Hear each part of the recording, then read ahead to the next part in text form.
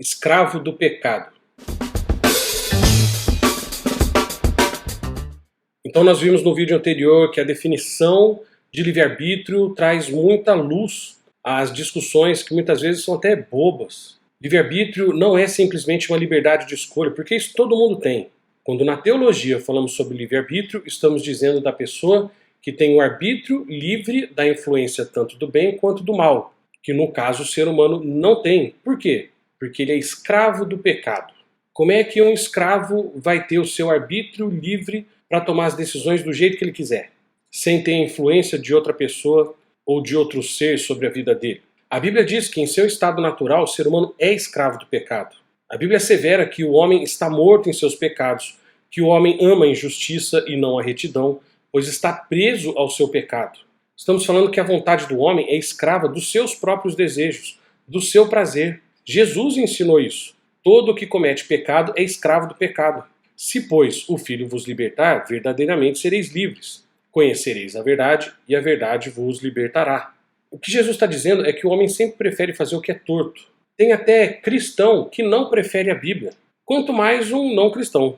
Mais pra frente a gente vai ver melhor, mas é que a mente e o coração deles estão obscurecidos pelo pecado, e por isso eles se enganam.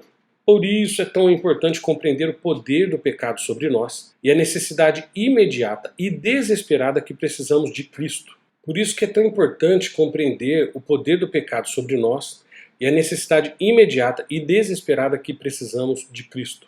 Porque o pecado, primeiro, ele é transgressão. No Antigo Testamento, a palavra transgressão do hebraico abá significa cruzar, ultrapassar ou passar. No Novo Testamento, do grego parabaíno, significa ir ao lado, passar ou ultrapassar. Isso quer dizer que pecar é desviar da lei de Deus, com total desprezo pela sua pessoa e autoridade. É ir além do que os seus mandamentos permitem e ignorar as restrições que sua lei nos impõe. É ultrapassar a cerca e alcançar lugares que não nos pertencem, como ovelhas que se desviaram e foram pelo seu próprio caminho.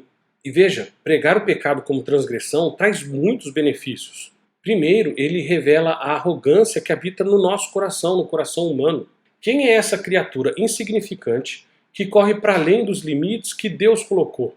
Esse ser é um escândalo e uma vergonha para o restante da criação. O boi e o jumento, segundo a Bíblia, têm mais conhecimento.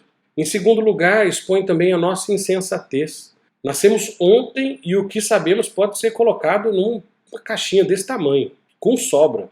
Ainda assim, escolhemos nos rebelar contra o conselho de Deus, que é eterno, e cujo conhecimento não tem limites e cuja sabedoria é sem igual.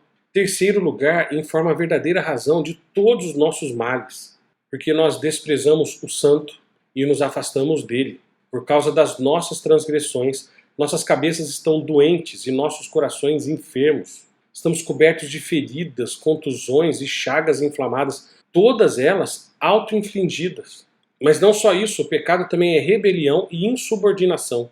Nós vivemos hoje em dia numa cultura que redefine e classifica o pecado como lhe convém. Embora a maioria admita alguma falha moral em suas vidas, não consideram que são maus ou que seus pecados sejam tão ruins quanto os dos outros. Tem um texto lá em 1 Samuel 15, 23, que mostra que na perspectiva de Deus, a menor rebelião é tão má como participar de um ritual demoníaco, e até mesmo uma sugestão de insubordinação é igual à iniquidade mais grotesca ou à adoração de falsos deuses.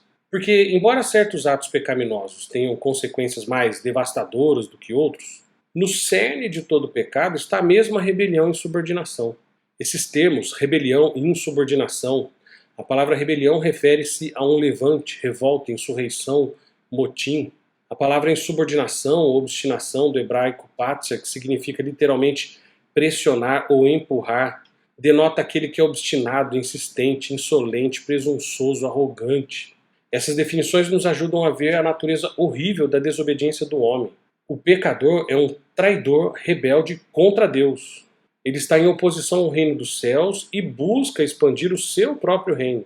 Ele está fazendo o trabalho de seu pai, o diabo, que quis usurpar o trono de Deus. Veja que o pecador é como uma besta teimosa, insolente, que além de recusar a vontade do Criador, procura também impor-lhe a sua própria vontade.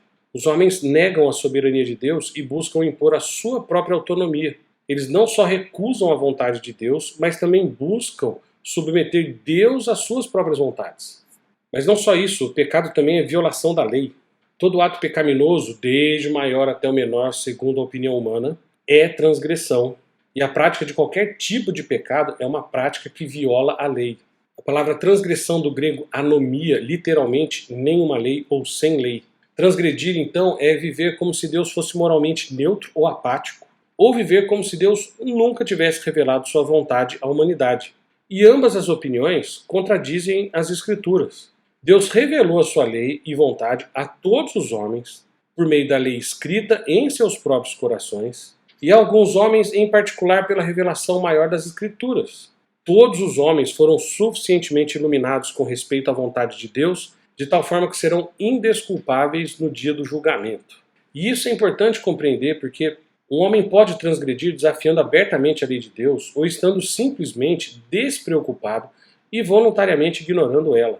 Em ambos os casos, ele mostra desprezo por Deus e por sua autoridade.